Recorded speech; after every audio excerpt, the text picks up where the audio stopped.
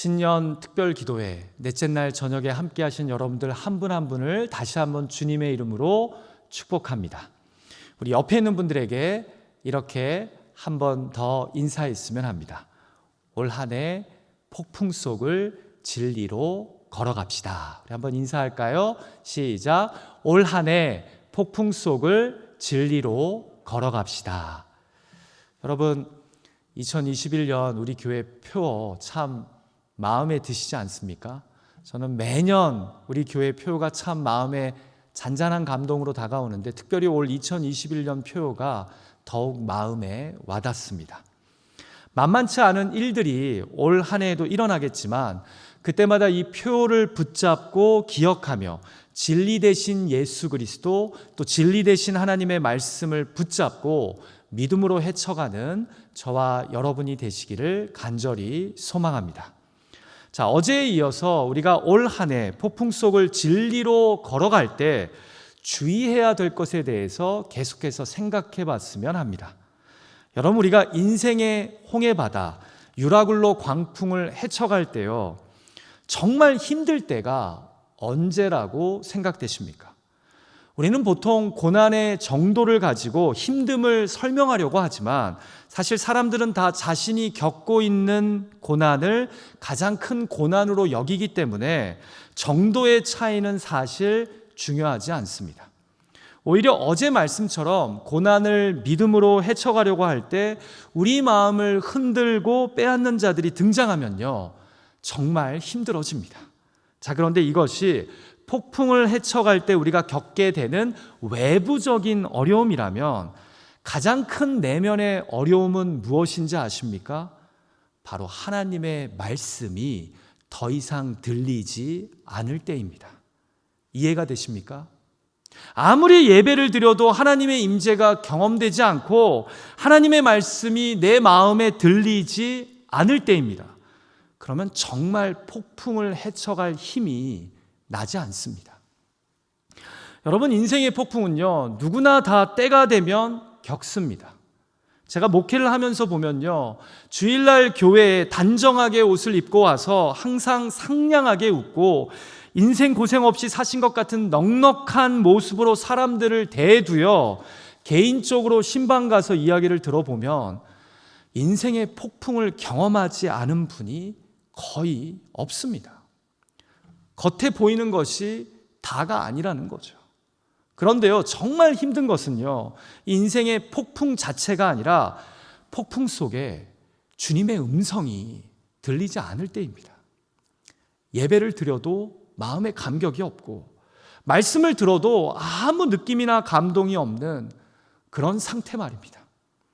여러분, 이것처럼 미치겠고 답답한 일이 없습니다. 힘들어도 주님의 약속의 말씀이 들리면 어떻게든 일어나 헤쳐갈 수 있을 텐데 아무 감흥도 도전도 없는 것 말입니다. 여러분, 우리가 로마서 1장을 보면요, 죄로 말미암아 하나님의 임박한 진노 앞에 선 세상을 이야기하면서 하나님의 어떤 심판을 이야기하는지 아십니까? 그냥 내버려 두는 심판을 말씀합니다. 그래서 로마서 1장을 보면요, 계속해서 내버려 두셨더라, 내버려 두사라는 말씀이 등장합니다.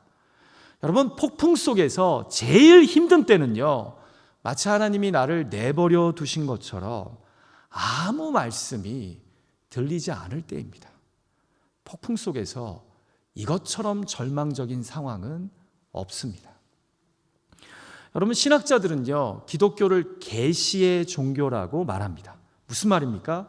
하나님의 계시의 말씀이, 이 성경 66권의 말씀이 중심이 되는 공동체가 바로 기독교라는 겁니다.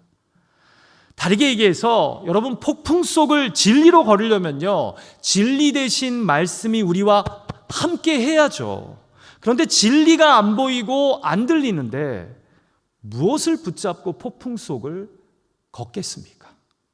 그래서 제일 무서운 것은요, 인생의 폭풍 그 자체보다 폭풍 속에서 진리의 말씀이 전혀 보이지도 않고 들리지도 않는 것입니다. 여러분, 팬데믹이 우리를 점점 힘들게 하는 것도요, 사실은 그 기간이 길어져서이기 이전에 하나님의 말씀이 이전처럼 잘 안 들리기 때문이 아닙니까? 폭풍 속을 걷는 성도들에게 이것처럼 절망적인 상황은 없습니다. 말씀이 은혜로 들렸던 사람, 주님의 임재를 뜨겁게 경험했던 사람은 제가 지금 무슨 이야기를 하는지 아실 겁니다. 자, 그런데 여러분, 우리가 성경에 기록된 이스라엘의 역사를 보면요, 이스라엘의 암흑기가 몇 차례 등장하는데요, 흔히 사람들은 분열 왕조 시대 말기를 이스라엘 역사의 암흑기로 봅니다. 결국 북이스라엘과 남유다 두 나라가 우상 숭배와 불순종으로 망하게 되기 때문입니다. 여러분, 나라가 망한 것처럼 어두운 때가 언제 있겠습니까? 그런데요, 제가 볼 때 이스라엘의 진정한 암흑기는요, 왕조 시대 말기가 아닙니다. 왜냐하면 그 당시 이사야 선지자나 예레미야 선지자들이요, 하나님의 말씀을 받아 백성들에게 가감없이 그 말씀을 전달했기 때문입니다. 물론 그 말씀을 알아들은 자들은 소수였지만 분명 하나님의 말씀이 그 암흑기에 선명하게 선포되었기 때문입니다.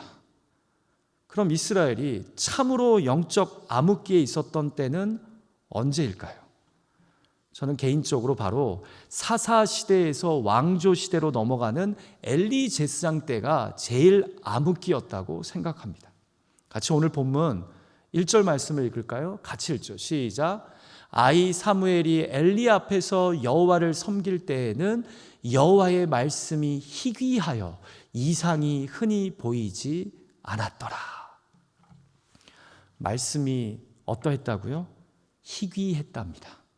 뒤에 이상도 흔히 보이지 않았다라고 하는데, 이 말은요, 더 이상 꿈으로 하나님의 메시지가 전달되지 않았다는 뜻이 아닙니다. 여기서 말씀과 이상은 동의어입니다.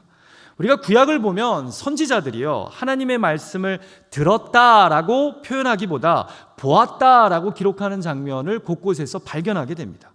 그래서 오늘 본문 7절에서도 보면 여호와의 말씀이 아직 그에게 나타나지 아니한 때라고 하면서 이 말씀을 보이는 것으로 묘사하지 않습니까? 자, 그러니까 사사시대가 끝나갈 무렵 하나님의 말씀이 사라졌다는 겁니다. 여러분, 이스라엘 역사에서 엘리 제사장 때가 얼마나 어두운 시대였는지 아십니까? 바로 앞선 2장에서 이미 사무엘 상은요, 그 상황을 설명해 주었는데요, 간략하게 정리해 드리면 이런 일들이 일어났습니다. 엘리의 아들 제사장들이 제사 드릴 때 바쳐진 제물의 고기를 대놓고 빼돌립니다. 이걸 오늘날로 따지자면 목사가 교인들의 헌금을 착복한 겁니다. 이것뿐만이 아닙니다. 아들 제사장들이 회막에서 수종드는 여인들과 동침까지 합니다. 자, 그 소문이 나자 엘리 제사장의 아들들을 불러서 경고하며 권면합니다. 그런데 아들들이요, 듣지를 않습니다. 이게 당시 이스라엘의 상황이에요. 여러분, 이 이야기를 들을 때 사사기에 자주 등장하는 표현 하나가 생각나지 않으십니까? 사람마다 자기 소견에 옳은 대로 행하였더라. 영적 리더들이나 백성들이나 자기 멋대로 살던 시대였던 겁니다. 왜요? 하나님의 말씀이 희귀하니까요. 들리지 않으니까요. 여러분, 사무엘상 3장 2절과 4장 15절을 읽으면요, 계속해서 엘리 제사장의 눈이 어두워졌다는 표현이 등장하는데요, 여기에는 영적인 메시지가 있습니다. 단순히 그가 늙어감으로 눈이 잘 안 보였다는 의미만이 아닙니다. 여러분, 사무엘상을 찬찬히 읽어보시면요, 이 사무엘상에서 눈이 어둡다는 것은 영적으로 어둡다는, 또 반대로 눈이 밝다는 표현은 영적으로 깨어있다는 의미로 종종 사용됩니다. 이해가 되시죠? 지금 이스라엘은 사람들마다 제멋대로 사는 폭풍의 시대에 영적으로는 하나님의 말씀까지 희미해지는 짙은 어둠의 시간이었던 것입니다.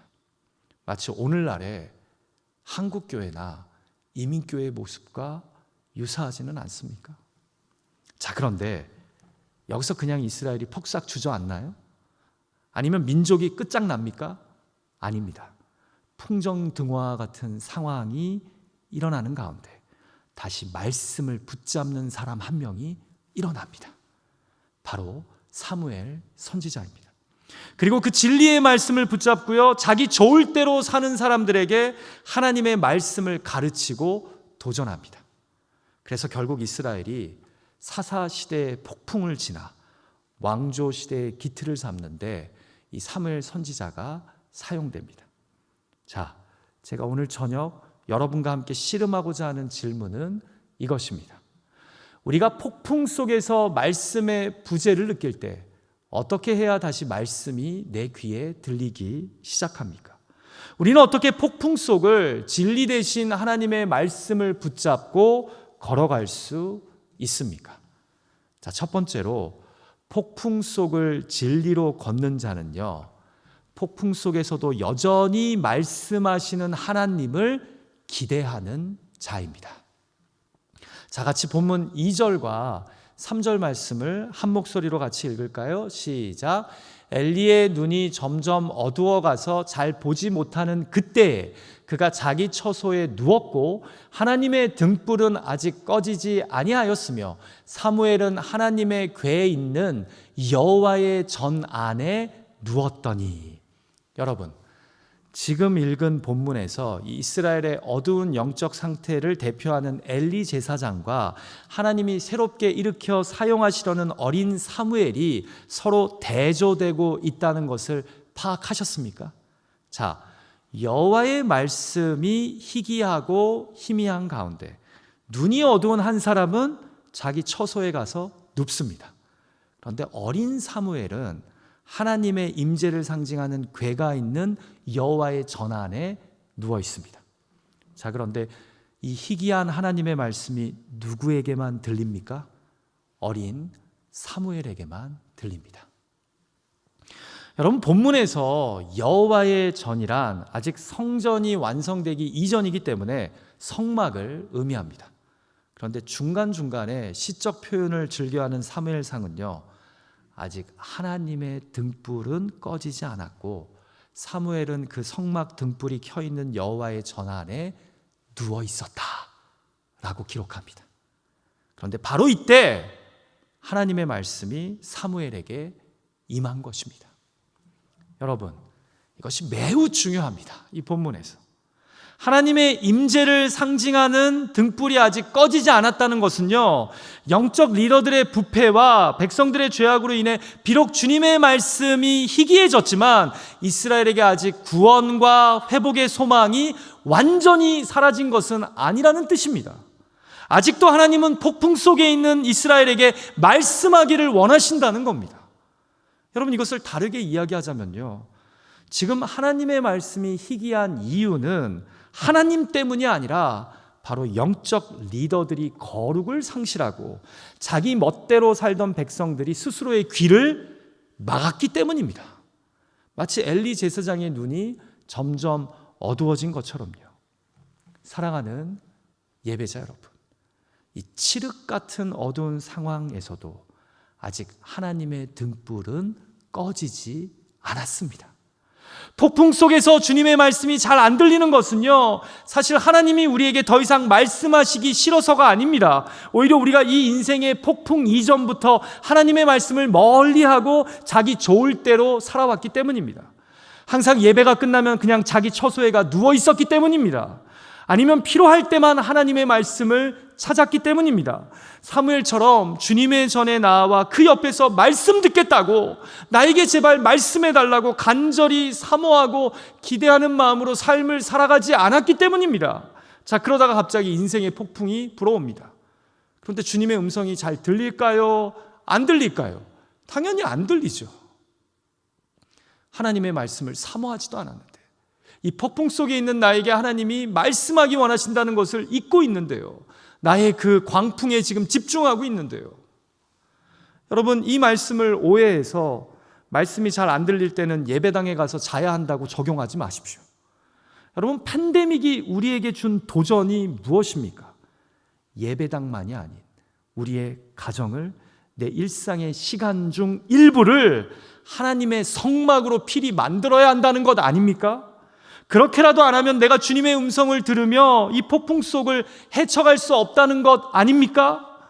자, 그런데요, 솔직히 우리가 그동안은 예배당 중심의 말씀 생활을, 기도 생활을 해왔습니다. 그러다가 팬데믹으로 이 생활이 막히게 되자 솔직히 어떻게 가정에서도 말씀을 읽고 묵상하고 기도해야 할지 훈련이 안 된 것입니다. 사랑하는 예배자 여러분, 결국 오늘 말씀은요, 우리에게 이런 도전을 하시는 것 같습니다. 너의 집이, 너의 일터가 사무엘이 누운 여호와의 전이 되어야 한다고 말입니다. 네가 필사적으로 하나님의 말씀을 듣고자 성막에 누운 사무엘의 심정으로 너의 집을, 너의 일터를 하나님의 등불이 켜있는 임재의 장소로 만들어야 한다는 것입니다. 그리고 그곳에서 여전히 폭풍 속에 있는 우리들에게 말씀하시고자 하는 하나님의 말씀을 들어야 한다는 것입니다. 그냥 처소에 누워있지만 말고 폭풍 속에서도 여전히 등불은 켜져 있고 여전히 하나님은 우리 삶에 말씀하시고 개입하기 원하시는 하나님임을 잊지 말고 기대함으로 내 가정의 성막, 일터의 성막에서 주님의 말씀을 사모함으로 기다려야 한다는 것입니다. 여러분, 이솝 우화에 나오는 시골지와 도시지 이야기 아시죠? 혹시 이 업그레이드된 시골지와 도시 고양이 이야기를 아시는지 모르겠어요. 한 번은 시골에 살고 있던 쥐가요, 너무나 먹고 살기 힘들어서 도시에 올라옵니다. 생계 유지를 위해 도시로 이 쥐가 상경한 겁니다. 그런데 도시에 올라온 첫날 밤에 예기치 않은 상황이 이 시골쥐에게 벌어집니다. 한밤중에 뒷골목을 헤매던 고양이에게 그만 들키고 만 것입니다. 고양이도 먹을 것이 없어서 찾던 차에 이 쥐 한 마리를 보고 달려들기 시작합니다. 시골쥐가 있는 힘을 다해서요 도망칩니다. 그래서 가까스로 쓰레기통 뒤에 있는 작은 구멍에 들어가 숨습니다. 그리고는 숨을 죽인 채로 고양이가 돌아가기를 기다립니다. 한 30분 정도 지났을까요? 갑자기 고양이가 서 있던 곳에서 개 짖는 소리가 들리기 시작합니다. 순간 쥐는 생각합니다. 아, 고양이가 떠났겠구나. 왜냐하면 보통 개와 고양이는 상극 관계이지 않습니까? 그래서 같은 장소에 둘이 있지 않죠. 자, 그래서 떠났겠지 하고 안심하고 나가보니까 아, 글쎄 고양이가 떡하니 그 앞에 기다리고 있는 겁니다. 이 쥐를 잡아먹으려고. 졸지에 잡혀서 죽게 된 이 시골쥐가 죽기 전에 궁금한 것이 한 가지 있다고. 내가 분명히 개 짖는 소리를 듣고 나왔는데 어떻게 가지 않고 남아 있었냐고 묻습니다. 그러자 고양이가 빙그레 웃으면서 이렇게 답하더랍니다. 이처럼 각박한 도시에서 살아나려면 최소한 2개 국어 정도는 구사할 줄 알아야 된다고. 그렇게 이 고양이가 이야기를 하더래요. 제 이야기 다 알아들으셨죠? 예. 사랑하는 예배자 여러분, 이렇게 각박한 세상에서 성도로서 폭풍을 헤치고 살아가려면요, 교회당뿐만 아니라 최소한 가정과 일터에서도 주님의 말씀을 사모하셔야 합니다. 온라인 예배 드리는 그 시간만 주님의 말씀을 사모해서는요, 우리가 이 팬데믹을, 이 폭풍 속을 헤쳐갈 수 없습니다. 이 팬데믹과 같은 거대한 폭풍 속을 우리가 진리로 걸어가려면요, 여러분의 가정이나 일터를 여호와가 임하시는 곳으로 만드셔야 합니다. 그냥 처소에 누워있지만 말고 아직도 인생의 폭풍 속에서 하나님의 임재의 등불이 꺼지지 않았음을 확신하고 우리에게 말씀하기 원하시는 하나님의 임재를 구해야 한다는 것입니다. 오늘 본문의 사무엘처럼 말입니다. 부디 올 2021년 폭풍 속에서 하나님의 말씀이 희귀해질 때 아직 하나님의 등불이 꺼지지 않았음을 잊지 않고 사무엘처럼 여전히 나에게 말씀하기 원하시는, 나를 이 폭풍 속에서 진리의 말씀을 붙잡고 헤쳐가게 만들기 원하시는 그 하나님으로 나아갈 수 있는, 그 하나님의 전으로 나아갈 수 있는 저와 여러분이 되시기를 주님의 이름으로 축원합니다. 첫날 저녁에 홍해바다 앞에 선 모세가 우리에게 도전하지 않았습니까? 결국 우리로 폭풍을 헤쳐가게 하는 것은 바로 하나님의 약속의 말씀입니다. 그 말씀이 우리 귀에 들리기 시작하면요, 그 약속의 말씀이 내 마음에 감동으로 다가오기 시작하면요, 우리는 반드시 폭풍 속을 걸을 수 있는 줄 믿습니다. 자, 마지막 두 번째로 폭풍 속을 진리로 걷는 자는요, 폭풍 속에서도 여호와의 말씀을 경청하며 순종하는 자입니다. 여러분, 사실 우리는 폭풍 속에서 말씀의 부재를 경험할 때요, 왜 하나님의 말씀이 나에게 안 들리는지에 관심을 갖습니다. 목사님의 설교가 별로라든지 말씀 묵상이 어렵다든지 이런 말들 하면서 말입니다. 그러나 사실 말씀이 잘 안 들리는 것은요, 1차적으로 내가 거룩하신 하나님의 말씀을 담을 정결한 그릇이 아니기 때문입니다. 내 소견에 오른 대로 내 마음대로 일상을 살려고 하다가 갑자기 거룩한 하나님의 말씀을 들으려고 하니까 이 말씀이 안 들리는 겁니다. 여러분, 문제는 여호와의 등불이 꺼져 있는 것이 아닙니다. 엘리의 아들들처럼 우리가 일상에서 거룩을 상실하고 엘리 제사장처럼 게을러져서 영적 눈이 어두워지니까 그냥 자기 처소에 계속 누워 있으려고 하기 때문입니다. 자, 그런데요, 사무엘처럼 말씀이 다시 들리기 시작해도요, 하나님의 임재와 말씀을 다시 내 삶 속에 뿌리박게 하기 위해서는요, 신경 써야 하는 것이 있습니다. 바로 경청과 순종입니다. 그냥 다시 말씀이 들린다고 되는 것이 아니라 이 말씀이 우리 삶을 주장하고 이끌도록 경청과 순종이 훈련되어야 한다는 것입니다. 자, 사무엘을 보십시오. 처음으로 하나님의 말씀이 귀에 들리자 그가 어떻게 합니까? 내가 여기 있나이다 한 다음에 엘리에게 달려갑니다. 말씀이 들리기는 하는데 하나님의 말씀으로 선명하게 이해되지는 않았던 겁니다. 자, 엘리가 나는 부르지 않았다라고 하자 사무엘은 다시 성막 안에 가서 눕습니다. 자, 두 번째로 여호와의 말씀이 들렸는데 또 엘리에게 가니까 엘리가 부른 적이 없다고 답합니다. 이때 성경은요, 사무엘이 아직 하나님의 말씀을 들어본 적이 없었기 때문이라고 설명해 줍니다. 자, 그리고는 세 번째로 또 여호와 하나님의 음성이, 말씀이 들립니다. 여러분, 저는 사실 이쯤 되면요, 예측하시겠지만 그냥 신경 쓰지 않고 계속 누워서 잡니다. 한 번도 아니고 두 번이나 허탕치지 않았습니까? 자, 그런데요, 사무엘은 계속해서 경청합니다. 여러분, 경청이 뭡니까? 귀 기울여 듣는 것입니다. 자, 그러고도 분별이 안 되니까 또 엘리 제사장에게 찾아갑니다. 참 아이러니하지만 영적으로 어두워진 제사장임에도 그가 어린 사무엘을 도전합니다. 같이 본문 이 8절과 9절 말씀 한번 읽을까요? 시작. 엘리가 여호와께서 이 아이를 부르신 줄을 깨닫고 엘리가 사무엘에게 이르되 가서 누웠다가 그가 너를 부르시거든 내가 말하기를 여호와여 말씀하옵소서 주의 종이 듣겠나이다 하라 하니. 무엇을 가르쳐 줍니까? 여호와께서 말씀하시면 여호와여 말씀하소서 주의 종이 듣겠나이다 하면서 경청하며 순종해야 함을 가르쳐 줍니다. 사랑하는 예배자 여러분, 왜 성경은 이스라엘의 암흑기에 하나님의 말씀이 희귀해지고 잘 보이지 않는 시대에 이런 어린 사무엘의 이야기를 우리에게 들려주는 것일까요? 왜 세 번이나 그가 반복해서 경청하고 계속해서 이 말씀이 누구로부터 들리는 이야기인지 알고자 했음을 우리에게 보여주는 것일까요? 여러분, 이 세 번의 경청과 마지막 엘리 제사장의 이야기를 통해 성경이 우리에게 도전하고자 하는 것은 명확합니다. 경청과 순종입니다.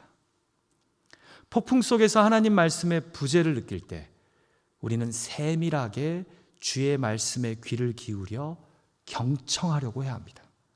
여러분, 우리가 인생의 폭풍 속에 있을 때요, 그 폭풍 안에서는요, 참으로 많은 소리가 우리에게 들립니다.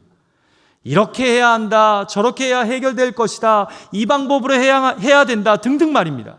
그런데요, 그 많은 소리 중에서 우리가 꼭 들어야 하는 것은요, 다름 아닌 여호와 하나님의 말씀입니다.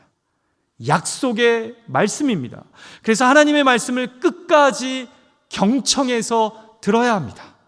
포기하지 않고 하나님의 말씀에 귀를 기울이고 내 마음에 감동이 될 때, 도전이 될 때, 아, 나를 향하신 여호와 하나님의 말씀이구나 할 때 순종해야 합니다. 여러분, 제가 전에도 말씀드렸지만 우린 요즘 말씀 홍수의 시대를 살고 있지 않습니까? 특별히 팬데믹을 겪으면서요, 말 그대로 유튜브에 수많은 설교가 떠돌아다니고 있습니다. 주일 온라인 예배도 꼭 우리 토렌스엘 장로교회 예배에 참여할 필요 없어요. 이것저것 교회의 예배가 실시간으로 방송됩니다.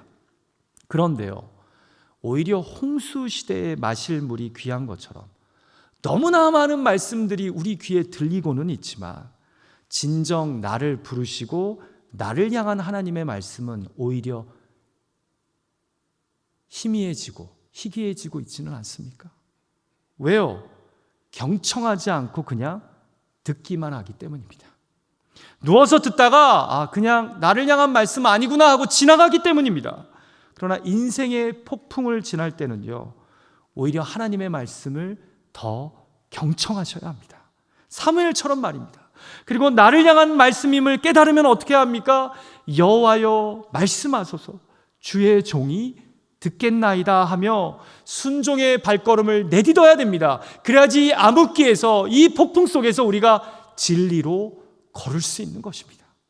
사랑하는 예배자 여러분, 경청과 순종이야말로 사무엘상 3장이 우리에게 도전하는 매우 중요한 레슨입니다.